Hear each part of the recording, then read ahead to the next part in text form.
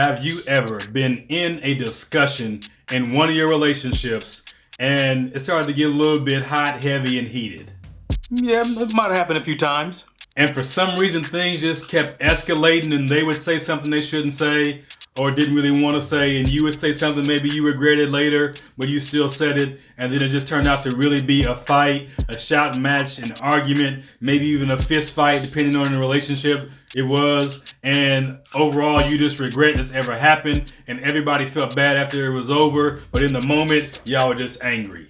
Me and my brother, we didn't have to go at it a couple times. I had to put the pause on. Stay tuned today on this channel and on this video as we talk about timeouts and how you can use them in your relationships.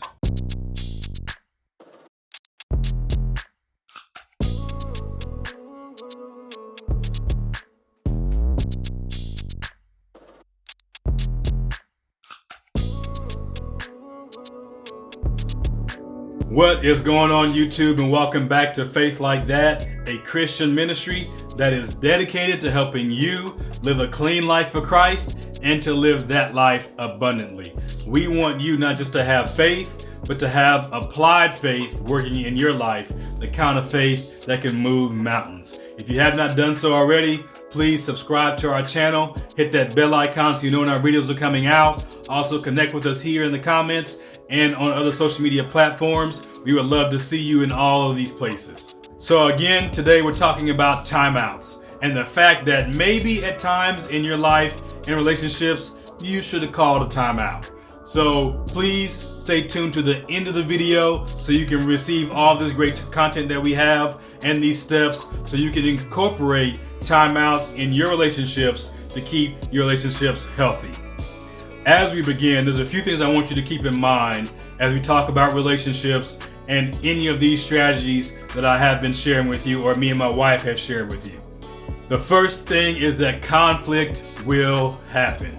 Oh yeah, conflict's gonna happen, so just get ready. There's no way around it. At some point, you will have a conflict with somebody in one of the relationships in your life. The second consideration is that you and your partner are not perfect, and it's going to take time and practice to get these skills in your relationship.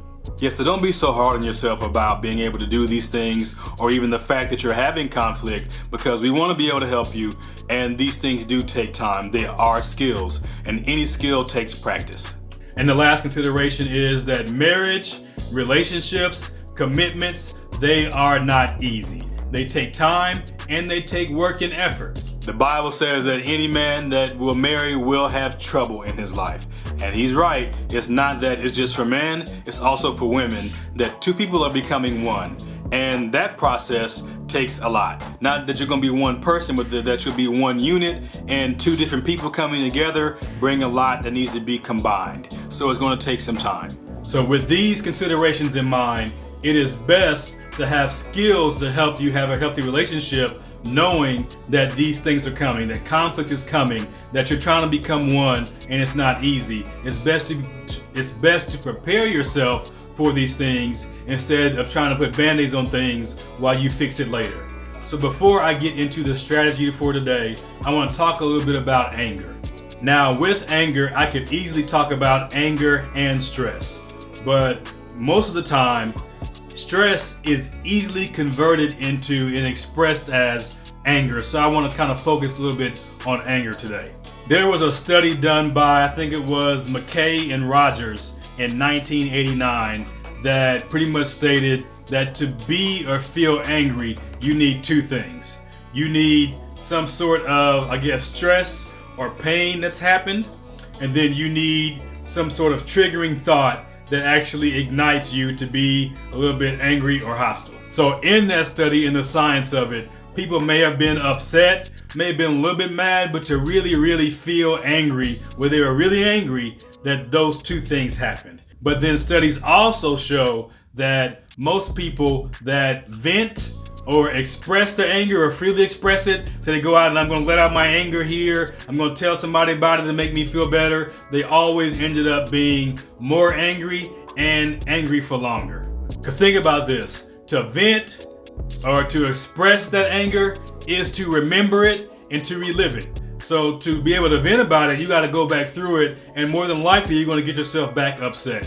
So it's more healthy to be able to regulate and kind of mitigate the anger or control it and cope with it versus express it and vent it out.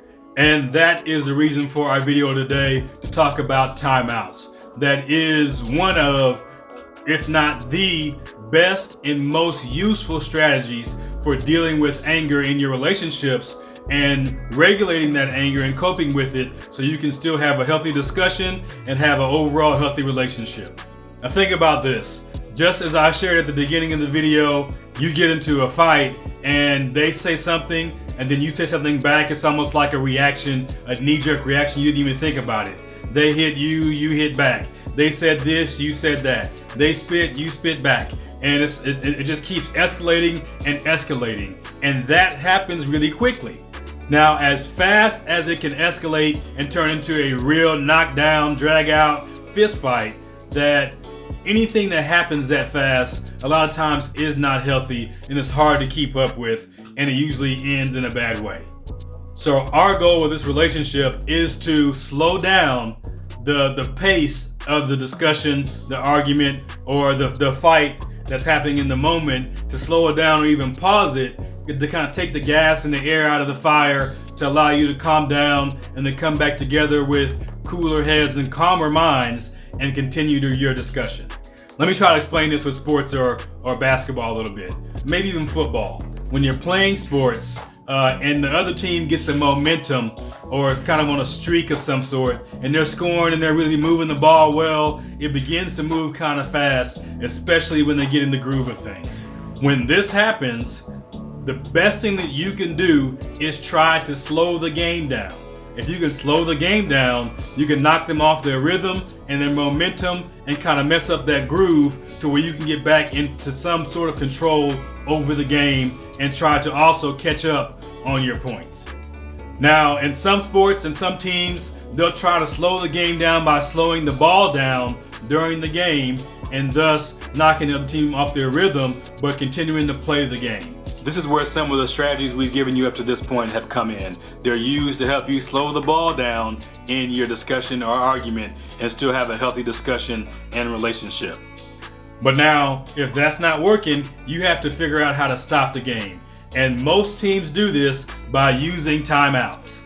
Just like in sports, that strategy and that tactic and skill is so effective in our relationships and our discussions. To be able to effectively use a timeout keeps our discussion healthy and away from fights, and it also keeps our relationship healthy because now we can talk about and deal with conflict and the ways we feel and the things that we need in a healthy way.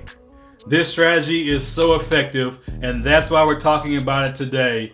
And we're about to talk about how you can incorporate this in your relationship. Are you ready? The first thing that you need to do to incorporate timeouts in your relationship in a healthy way is to sit down and talk with your partner and decide on signals that you will use that will say that I need a timeout, or I need a timeout from you because I feel like you need a timeout, but because of the way I'm feeling about it. Because let's be real, in a relationship, if I'm getting angry, sometimes I can't see that. But my partner can see it, or the other person in the relationship can see it. So I can say, hey, timeout, and I feel like this is going in this direction, so I want to call a timeout. Now, notice I use the hand signal T.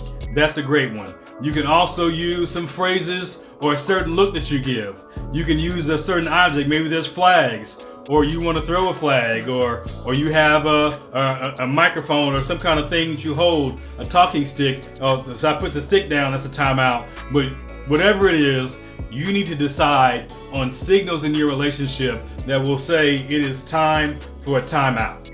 Now, I said this is an awesome strategy.